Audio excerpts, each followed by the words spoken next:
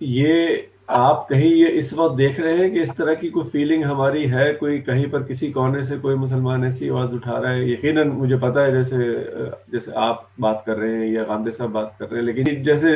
ترکی کے جو ہے اردگان صاحب، وہ تو ایک طرح سے اس بحث مباحثے میں لگتا ہے الجھ گئے ہیں، جس پہ جو یقین فرانس کے لوگ تو یہی چاہ رہے ہیں کہ بھئی وہ الجھے ان کے ساتھ۔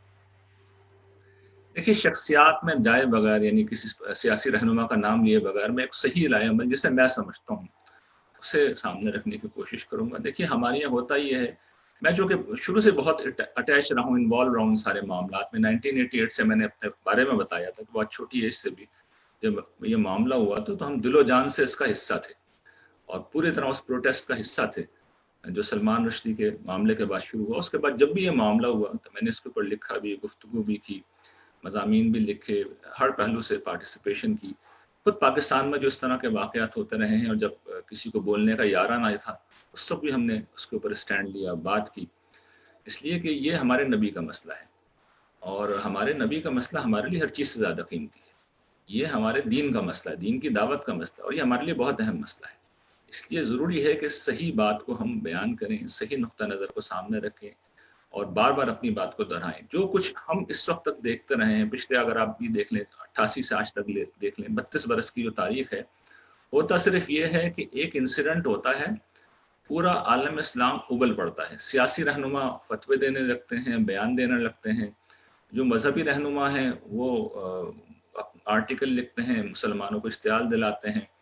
جو عوام الناس ہیں وہ غصے میں آ جاتے ہیں، وہ احتجاج ہوتا ہے، بعض اوقات وہ احتجاج جناب تشدد والا بھی ہو جاتا ہے۔ ہمیں یاد ہے 2007 میں جب یا 2006 میں جب یہ کارٹون ہوئے اور پاکستان میں احتجاج ہوا تو اسکوٹر جلائی گئیں، گاڑیاں جلائی گئیں، بینک لوٹے گئے۔ تو بہرحال یہ وقتی اشتعال پیدا ہو جاتا ہے اور اس کے بعد رات گئی بات گئی، معاملہ ختم، اور اس کے بعد 1 2 3 سال کے لیے پھر سب بھول کے اپنے اپنے کاموں میں لگ جاتے ہیں، اور اس کے بعد 2 3 4 سال کے بعد پھر کوئی شخص اسی طرح کی بےہودہ اور گستاخانہ حرکت کرتا ہے، یقیناً انتہائی قابل نفرت ہے، جس کی کوئی جسٹیفیکیشن نہیں کی جا سکتی، اس پہ تو ہم بات ہی نہیں کر رہے، لیکن اس قابل نفرت عمل کے نتیجے میں ہوتا یہ ہے کہ پھر شدید اشتعال پیدا ہوتا ہے۔ اچھا اشتعال عوام میں پیدا ہو تو چلیے کچھ سمجھ میں آتا ہے، یہ جو سنجیدہ لوگ ہیں، جو چیزوں کو سمجھتے ہیں، جنہیں پتا ہے کہ اس طرح کے معاملات حل کیسے کیے جاتے ہیں، وہ صاف لگتا ہے کہ وہ اپنے یا تو مذہبی مفادات کے لیے یا سیاسی مفادات کے لیے لوگوں کو پرووک کر رہے ہیں۔ اگر حقیقی معنوں میں رسول اللہ صلی اللہ علیہ وسلم کی محبت ہے، اگر حقیقی معنوں میں اس مسئلے کو حل کرنا چاہ رہے ہیں، تو میں اس کا سلوشن آپ کے سامنے رکھ دیتا ہوں۔ دیکھیے اس کا سلوشن صرف ایک ہی ہے، اور وہ یعنی حکومت کی سطح پہ میں بات کر رہا ہوں، میں اس کی بات نہیں کر رہا عوامی سطح پہ، وہ میں عرض کر چکا ہوں، وہاں پہ تو دعوت کا ہی راستہ مؤثر۔ حکومت کی سطح پہ دیکھیے، حکومت کا جو ادارہ ہوتا ہے بہت طاقتور ہوتا ہے، اس کے پاس بے پناہ فنڈنگ ہوتی ہے، تو اس کا طریقہ یہ ہوتا ہے، یہ ہونا چاہیے کہ حکومت تھنک ٹینک بنائے، حکومت ادارے بنائے، اس کے لیے بلینز آف ڈالرز وہ وقف کرے، اعلیٰ ترین ذہانتوں کا ہائر کرے اور ان کو پھر مغرب کے ساتھ انگیج کرے۔ یہ لائف ٹائم مسئلہ بننا چاہیے ان کا، ان اداروں کا یہ مقصد ہونا چاہیے کہ یورپ کی، امریکہ کی اور یہ مختلف ممالک کی جو اس طرح کے دانشور ہیں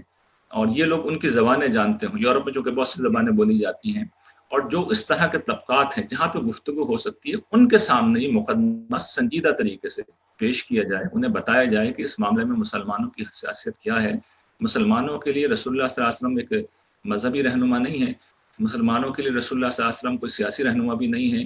مسلمانوں کے لیے رسول اللہ صلی اللہ علیہ وسلم انتہائی غیر معمولی ہستی ہیں۔ اور ہم جب یہ کہتے ہیں کہ ہمارے ماں باپ آپ پہ قربان، تو صرف اس جملے سے اندازہ کیا جا سکتا ہے کہ مسلمانوں کے نزدیک رسول اللہ صلی اللہ علیہ وسلم کی حیثیت کیا ہے، مسلمانوں کی حساسیت کا عالم کیا ہے۔ تو اس میسج کو اچھے طریقے سے آپ مسلسل ان کو انگیج کر کے ان تک کمیونیکیٹ کریں۔ جب آپ یہ کریں گے اور مسلسل کریں گے تو پھر آپ دیکھیے گا کہ رفتہ رفتہ تبدیلی آئے گی۔ اس لیے کہ دیکھیے ابھی جو فرانس کے صدر کا بہت ریسنٹ بیان میں کل ہی دیکھ رہا تھا، تو وہ یعنی اس درجے میں وہ ولن بنے ہوئے ہیں، اس وقت تو ولن بنے ہوئے نا، لیکن ان کا بھی کل کا بیان کیا تھا جو غالباً الجزیرہ کو انہوں نے انٹرویو دیتے ہوئے کہا ہے کہ میں مسلمانوں کے شوق کو، آئی انڈرسٹینڈ شوق، یعنی مسلمانوں کو جو صدمہ ہے میں اس کو سمجھ سکتا ہوں، لیکن ہم وائلنس برداشت نہیں کریں گے۔ تو اس کا مطلب یہ ہے کہ وہ بھی اس جگہ پہ ہیں کہ وہ مسلمانوں کے جذبات سمجھنے کے لیے تیار ہیں۔ تو اگر وہ تیار ہیں تو ہمیں انگیج کرنا چاہیے۔ اور یہ بھی میں آپ کو بات بتاؤں کہ اس وقت جو صدر ہیں انہوں نے تو بہت منفی رول ادا کیا ہے، لیکن جو جاک شراف تھے، جب مسئلہ جب پہلی دفعہ پیدا ہوا تو جاک شراف نے تو بہت اسٹینڈ لیا تھا، انہوں نے بہت کنڈیم کیا تھا یہ جو چارلی ایبڈو کے خاکے ہیں، بہت سختی سے انہوں نے اس کو کنڈیم کیا تھا، اور اس سے پہلے بھی یہی ہوتا ہے. ابھی بھی کینیڈا کے جو پرائم منسٹر کا بیان آیا آپ دیکھ لیجئے،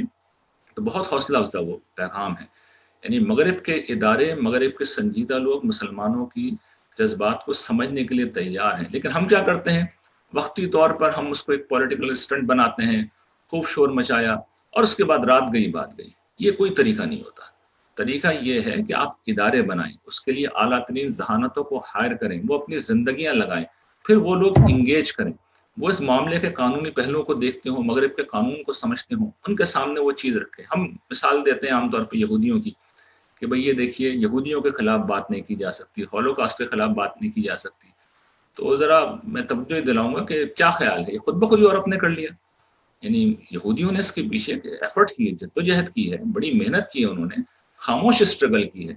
کوئی شاید، میرا تو خیال نہیں ہے کہ میرے علم میں نہیں کہ انہوں نے کوئی اس کے لیے پروٹیسٹ کیا ہو یا کوئی جلوس نکالا ہو. ہر سطح پہ انہوں نے انگیج کیا، لوگ اپنی بات کمیونیکیٹ کی ہے. اس کے لیے ظاہر ہے کہ انہوں نے دیگر ذرائع بھی اختیار کیے، ان کی طاقتور حیثیت ہے معیشت کے پہلو سے، دیگر پہلوؤں سے. لیکن اصل چیز کیا ہے، اس کے لیے ایک اسٹرگل کرنی پڑتی ہے، ایک جدوجہد کرنی پڑتی ہے. یوں نہیں ہوتا کہ آپ کھڑے ہوں، آپ نے بیانات دیے، آپ نے فتویٰ دیا، اس کے بعد رات گئی بات گئی. آپ اسلام کو بدنام کرنے کا سبب بن رہے ہیں.